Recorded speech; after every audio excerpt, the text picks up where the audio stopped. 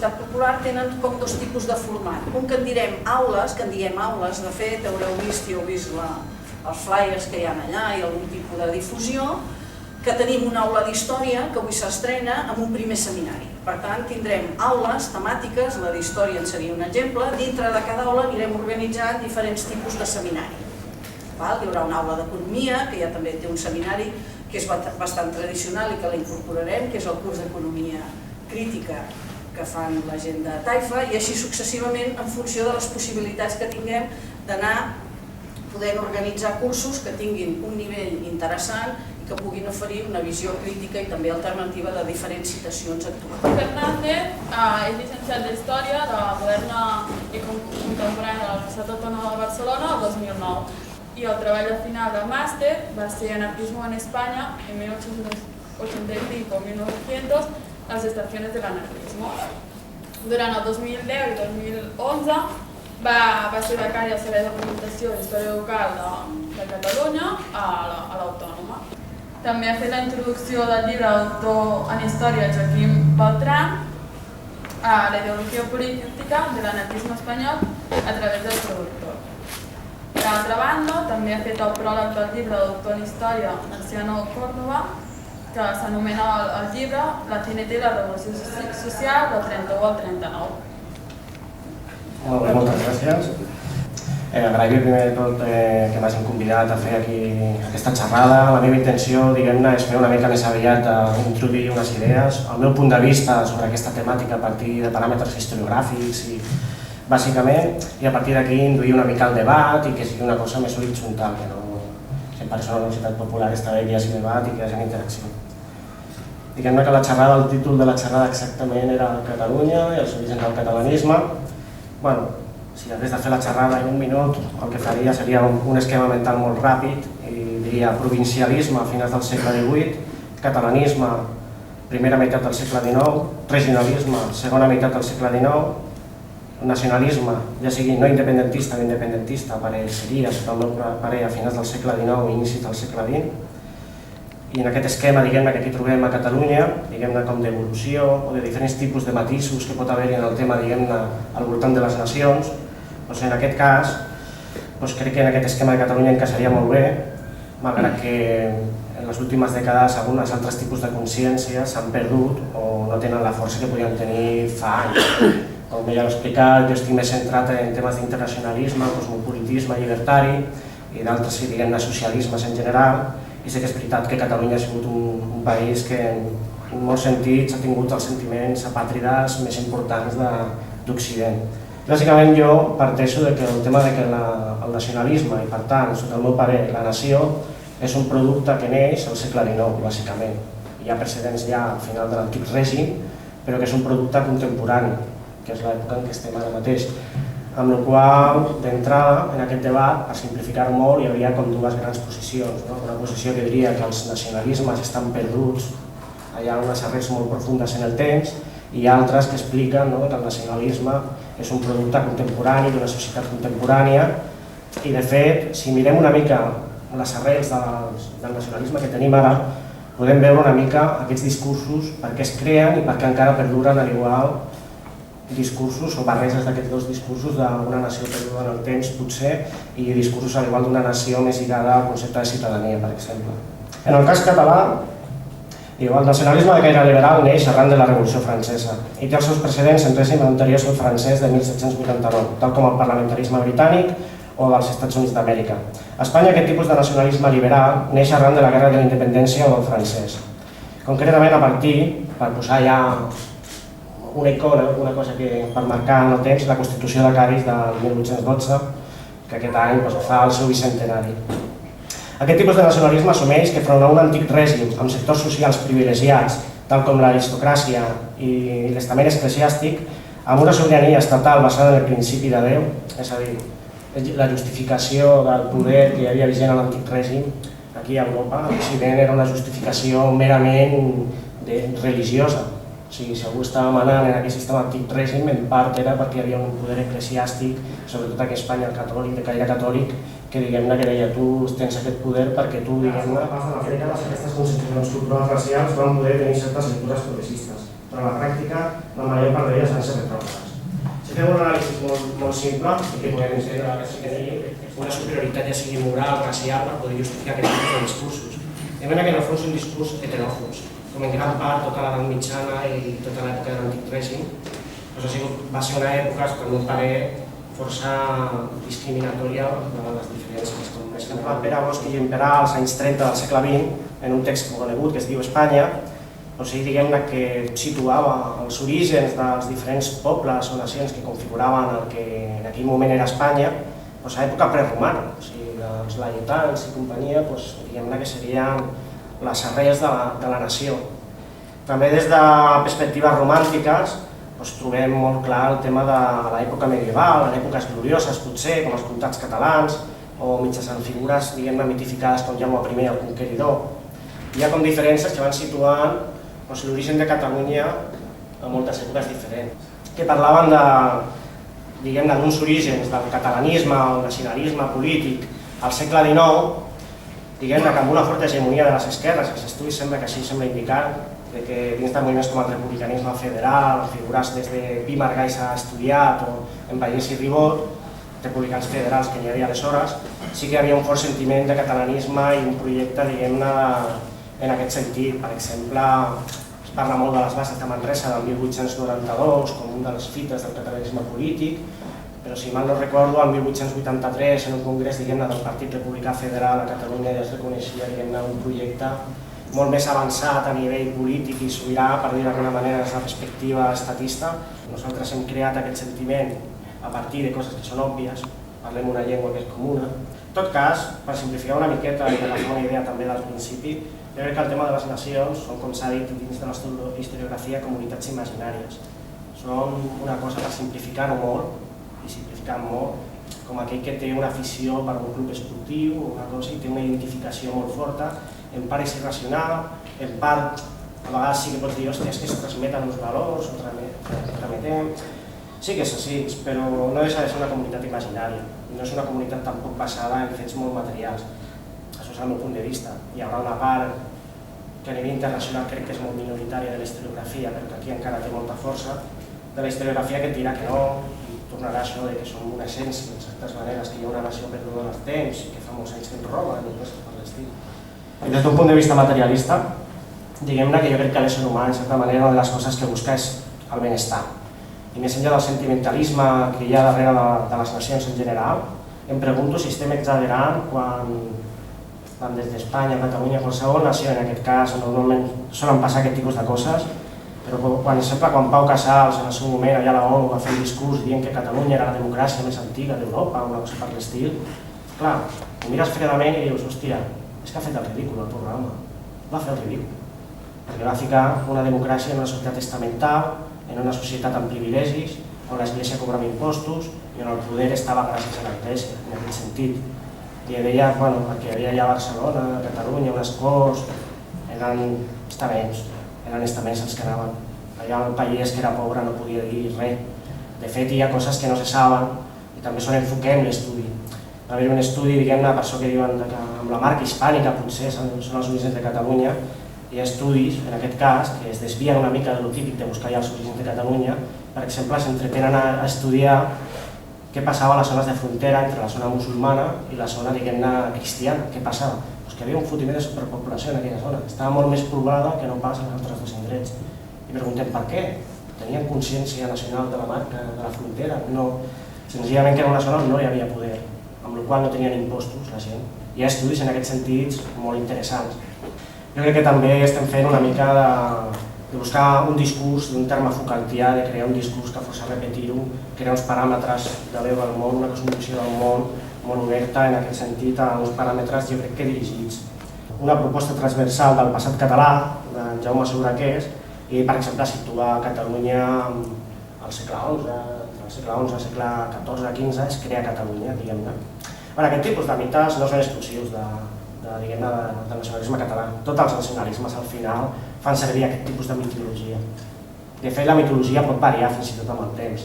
Per qui no ho sàpiga, per exemple, el 1714, com a diada reivindicativa, van començar a fer servir sectors, diguem-ne, liberals espanyolistes perquè per ells, per aquest primer liberalisme espanyol, ells tenien un model, diguem-ne, de nació igual a ciutadans. I a l'episodi del 1714 ells ho feien servir com un episodi de la lluita contra la tirania i contra l'antic règim, de certa manera. Clar, de fet aquest mite ha anat variant. També hi havia sectors, diguem-ne, del catalanisme, regionalisme, provincialisme, que criticaven molt durament, per exemple, l'11 de setembre, perquè consideraven que era massa laic i volien que Sant Jordi fos la Diada Nacional de Catalunya. Haguessin volgut, en aquest cas, una diada religiosa. Ja està una miqueta tot això. Jo crec que és una mica, a vegades, exagerem. Jo crec que en aquest sentit exagerem quan volem buscar o cercar el passat de qualsevol nació en un passat remot. I crec que exagerem. Són societats molt diferents. Al segle XV, XVI, XVII hi havia cacera de bruixes. El poder de la Inquisició estava present.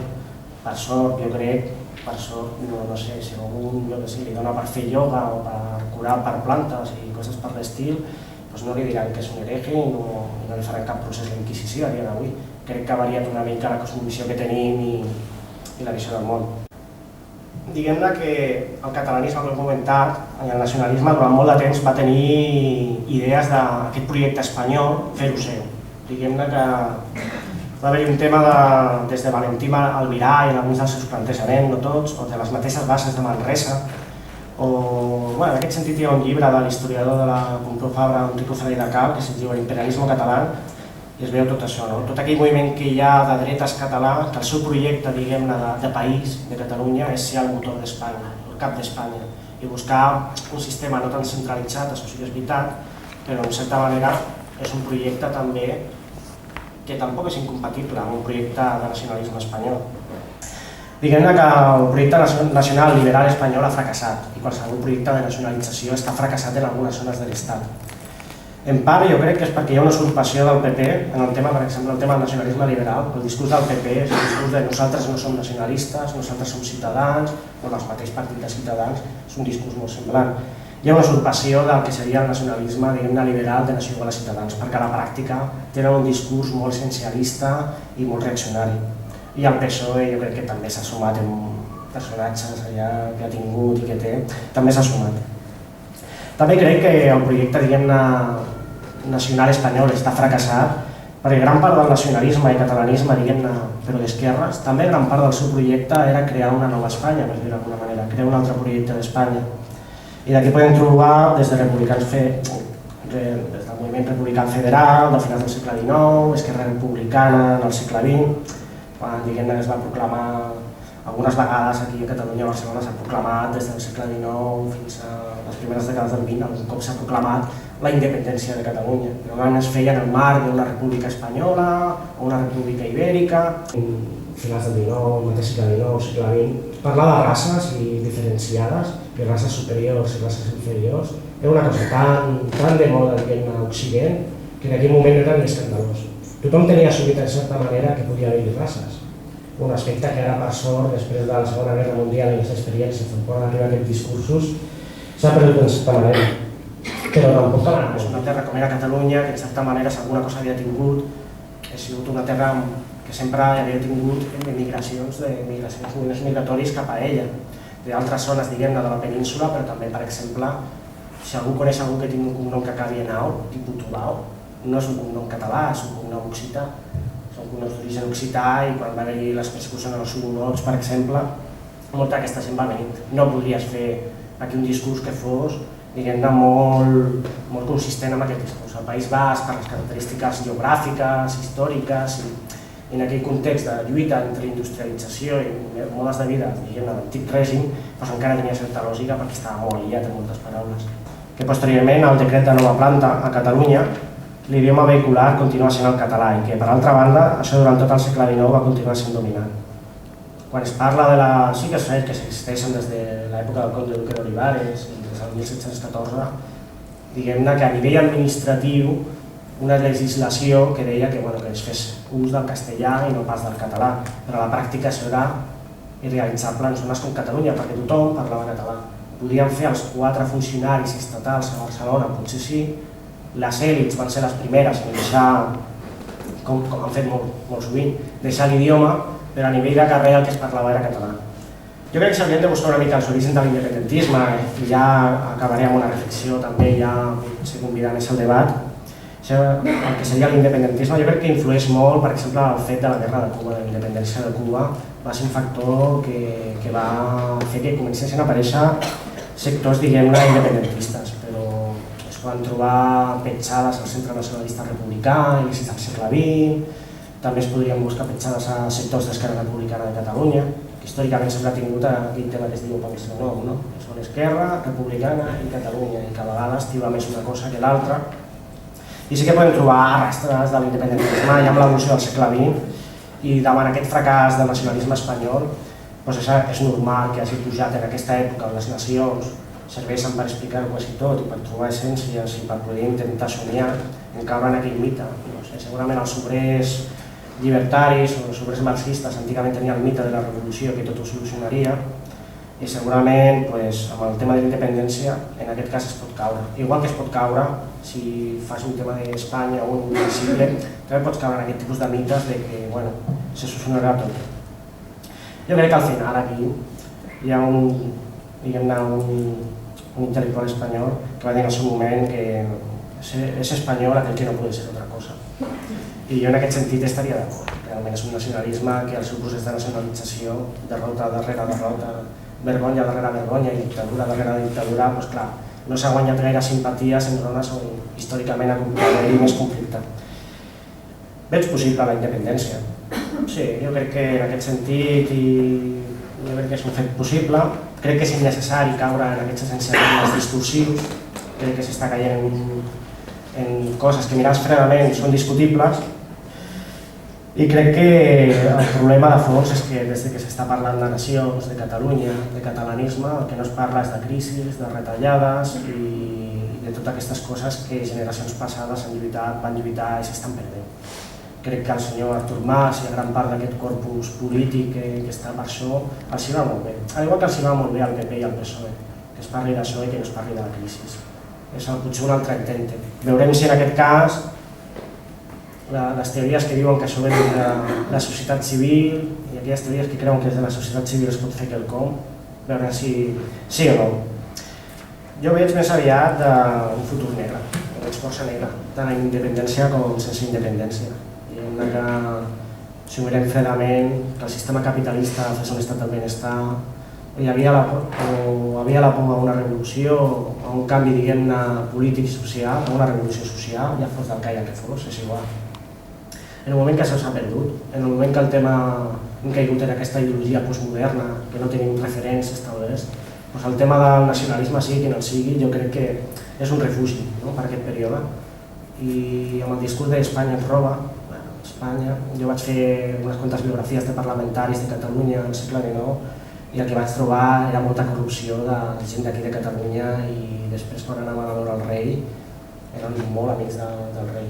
No sé, des de petites coses de com tinc un terreny com aquesta taula del Gran però resulta que passen les vies del tren i com això es decideix des de Madrid, jo estic a la Comissió de Madrid i cobro una fortuna per a una indemnització. Les èlits sempre són les èlits i miren sempre la butxaca. El problema també és quan s'intenta compaginar de vegades, i jo crec que això és un tema igual per al debat també, i crec que hi haurà xerrades que més endavant, aquests seminaris que parlaran d'això, de moviments d'esquerres, marxistes, de tot tipus, que abracen les idees nacionals, fan reinterpretacions, molt d'elles molt interessants i ben contextualitzades, però en el fons, a l'hora de la veritat, què tira més? Si tira més la nació o la consciència social. I això sempre crea divisió. Jo crec que, per exemple, sectors de les esquerres que han recolzat el nacionalisme i tot això han tingut ara un problema, perquè amb el que està caient no poden fer una pràctica al carrer contundent perquè la gent no es mobilitza per aquestes coses. Jo no em sento part de cap nació, de cap comunitat d'aquestes, no em sento part. Reconec la meva catalanitat perquè he nascut aquí, reconec també arrels a Andalusia, que és on és la meva mare, però a mi em pesa més, jo crec, la consciència social i m'agradaria potser veure fins a quin punt un moviment interclassista és útil o no per fer front a les retallades. I bé, en principi, després d'aquesta introducció i aquesta petita reflexió, la meva intenció seria, si voleu, fer una mica de debat, objeccions o apuntar coses que segur que milloraran el que he exposat. Moltes gràcies.